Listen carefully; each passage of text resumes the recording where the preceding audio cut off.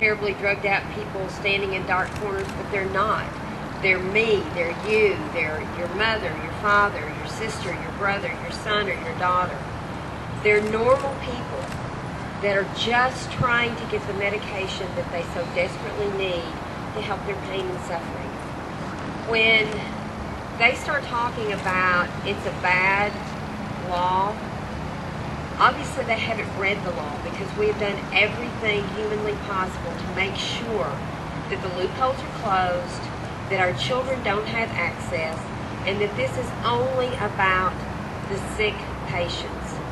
And you know, on November the 7th, should they get their way, it's going to be the patients that are suffering.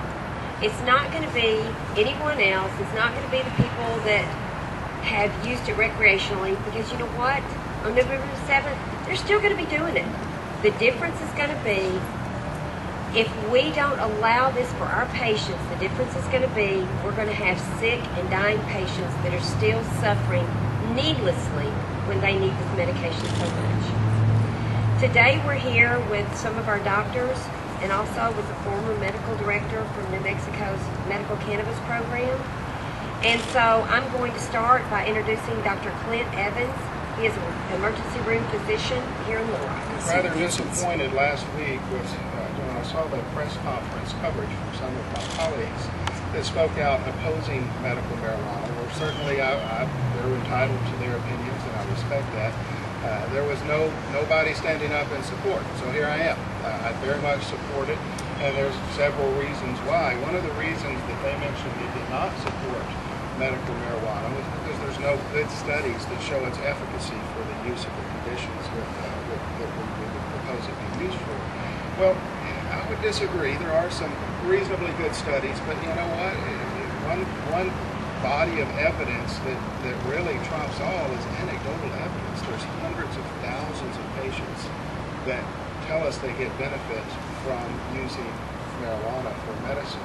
And this is not an idea out of left field. 17 states have already approved this, as has DC, as has Canada, as have many other international countries. Patients get benefit from this. It's very clear. And if a patient can benefit from using medical marijuana, why should they not be able to try it? I simply don't see a downside. Why should I, as a physician, if I think it can help somebody, why should I not be able to recommend that they try it? We see, as an emergency physician, every day, a fairly high percentage of the patients that I see in the emergency department are chronic pain patients. I can't quantify for you an exact number, but let me tell you, it is big. We see people that come to the emergency department literally once a week, once a month, people that are admitted to the hospital for chronic pain control, people whose pain is not adequately managed with the medications that are currently available. The cost to society, the cost of health care, taking care of these patients is just astronomical.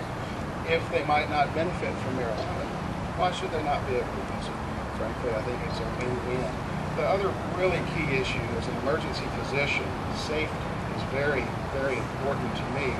Marijuana is simply much safer than most of the medications that are currently available for the treatment of chronic pain, PTSD, a variety of other things for which patients can benefit from marijuana.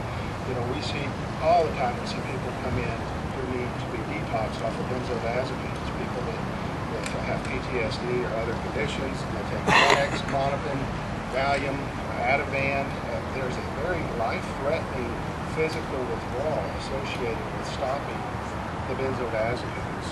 There's really no physical withdrawal from stopping marijuana. We don't have to detox people off of marijuana. Opiates, also very significant physical withdrawal when people try and stop opiates. You just don't see that with the marijuana. And overdoses. Thousands of people die every year from overdoses on these opiate pain medications. Just a quick look, 2007 CDC report, 27,000 deaths in 2007 alone from overdose on prescription medications. And guess how many died from marijuana use? Zero. You don't overdose on marijuana. You can't use enough marijuana to overdose. It is certainly so much safer than the medications that are currently out there. So To me, it's a win-win. If it helps the patients, why should they not be able to use it? Why should I, as a physician, not be able to recommend it? So I firmly support and publicly support issue 5. I am the third-generation physician to practice in Missouri. And while there, I was elected president of the State Medical Association. I was a clinical professor at the University of Missouri. There is indeed issues here that I believe that need to be addressed fairly, openly, with clear discussions. While in Missouri, I was also fortunate to represent Southwest Missouri in the Missouri Senate, chairman of the Health Committee, on a number of other committees. And recently, I ran across a lady in Bella Vista that remembered my service as a state senator while I lived in Missouri. She related to me a story that prompted me to look at this issue in Arkansas even more so.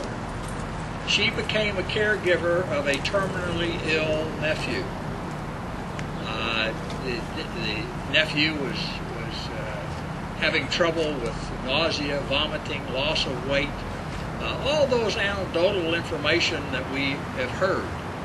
But according to her, she says nobody wanted to step forward and try to help this nephew.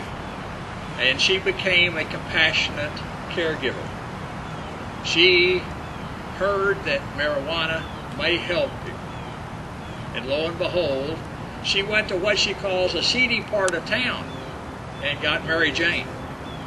She obtained street marijuana and gave it to her nephew, who began to keep his food down, began to gain weight, and he became a individual that's quality of life was improved so much due to Mary Jane from the streets. Why do we force caregivers, patients, and physicians into that situation of having to go to the seedy part of town to obtain something that gives relief to our patients and our friends and families? You know, yes, marijuana, the prescription marijuana, is the same thing as street marijuana. What's the difference? Under issue 5, it would be a prescription. What's the difference between morphine or Oxycontin or narcotics? Either by prescription or in the hospital that you may take for irretractable pain, or Oxycontin or morphine that you buy on the streets. The difference is a prescription.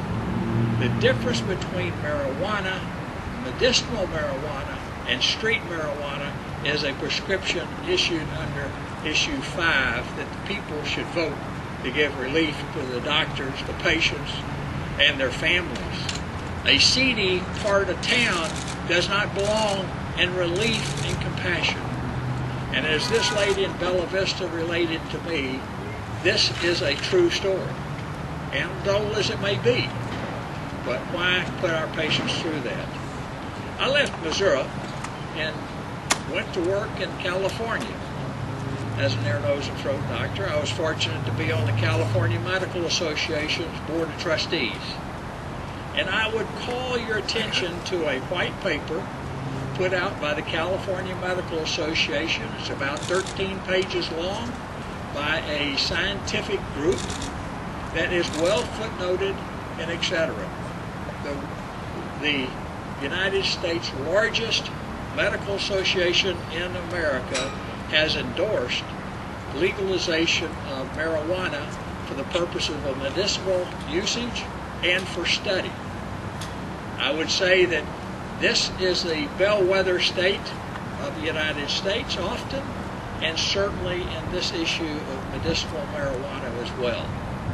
So I urge you to vote for issue 5. We need an opportunity to study it. We need objective findings, and we need compassion. We do not need to put physicians as the gatekeeper of requiring a permission to use something that's illegal. We need to legalize it, and certainly I would urge the voters of Arkansas to look at issue 5 and vote favorably for a compassionate caregiver and compassion for patients in Arkansas. My name is Steve Jennison. I'm an infectious diseases physician. For 14 years, I was the medical director of the Infectious Diseases Bureau for the New Mexico Department of Health. And in the last 2 years, from 2007 until 2009, I became the medical director of the New Mexico Medical Cannabis Program. New Mexico has had a medical cannabis program since 2007. In 2007, the New Mexico legislature passed the Lynn and Aaron Compassionate Use Act, which is New Mexico's medical cannabis program. I represented the Department of Health at a lot of the committee hearings and on the floor when the bill was being heard. There was remarkable bipartisan support for the bill. One of the most important components of New Mexico's law is that we license producers of medical cannabis. That was, at least in part, on the urging of a Republican senator named Steve Comedina, who was an obstetrician gynecologist in the greater Albuquerque area, who said that if I have a 62-year-old woman patient with metastatic ovarian cancer, I don't want her going on the streets to get her medical marijuana. I want her to be able to obtain it by a legitimate means, by someone who we know is producing a quality of medical cannabis. The law was implemented in 2007 and 2008. During that period of time, the other thing that I would like to mention is that I had an opportunity to read Arkansas's proposed legislation and ballot initiative, and I was very much struck by how similar what is proposed in Arkansas is to what we have in New Mexico. And so when comparing what might happen in Arkansas as a result of passing medical cannabis legislation, I think it might be more analogous to look at the state of New Mexico than to look at the states of Colorado and California, which I think have a very, very different legislative structure and infrastructure for medical cannabis. When the bill was when the law was first being implemented, I thought that it was important that I should call every physician who was certifying patients for the program, both to ask them more details about why they thought this particular patient was appropriate for the program, but also to inform them more about the responsibilities that they had as the certifying physician. What I was really struck by was that almost to the person, the physicians that I spoke to said, you know, I really don't know what I thought about this medical cannabis program, and I'm not sure that I was entirely in favor of it when it was being heard by the New Mexico legislature. But I have this one patient.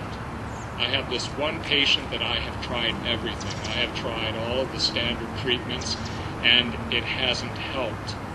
This person I know is using medical cannabis or wants to use medical cannabis, and they say that they derive significant relief from its use. And I think that I have a good enough relationship with this person that I believe them. And if the important part of my relationship with this patient is that I provide them a higher quality of life, and if part of that higher quality of life is protecting them from legal liability for the possession of a reasonable amount of medical marijuana, then I am certainly willing to do that. I was also impressed in reviewing the applications that, that there is often a concern about whether or not medical marijuana will be scammed by people who are just trying to get marijuana. And what I was very impressed by among those individuals who were certifying for the program was that they all had really legitimate reasons for applying, that they had severe chronic pain, that they had severe nausea and vomiting, that they had cancer, that they had HIV/AIDS, and that they were having trouble tolerating their medications or had severe nerve pain as a result of their HIV/AIDS. So what I would say to you is that in New Mexico, our experience has been positive in that a lot of people are deriving relief who received no relief before and are certainly in a better situation not being liable for possession. Thank you. I want to thank these doctors for coming today. We have many doctors that support us. We do have a list of the doctors that have actually sent in their name as supportive of this. If y'all would like to get it from Chris. I want to thank y'all for coming out. We have several patients here today if y'all would like to speak to some of them. And I know the doctors will be available afterwards for y'all to speak to individually. Thank you.